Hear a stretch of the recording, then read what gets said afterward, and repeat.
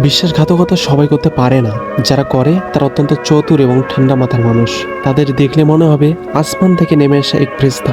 তারা এমনভাবে নিজেকে উপস্থাপন করে যেন আপনি ভাববেন একজন মানুষ এত ভালো কি করে হতে পারে। তাদের আচরণে এমন মাধুর্য থাকে যে আপনি চাইলেও নিজেকে তাদের প্রতি আকৃষ্ট না হয়ে থাকতে পারবেন না।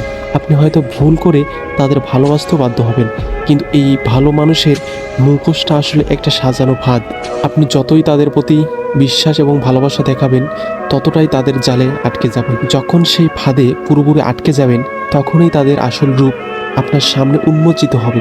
ততটাই আপনি তাদের প্রতি এমনভাবে আসক্ত হয়ে যাবেন যে তারা যাই করুক আপনার কিছুই করার থাকবে না। তারা আপনাকে জীবনের খেলার ফুটবলের মতো ব্যবহার করবে, আর তারাই হবে সেই খেলার মেসি নেইমারদের মতো। আপনি একসময় টেরও পাবেন এই খেলায় আপনি একমাত্র বল নন, আরও অনেক বল রয়েছে তাদের জন্য।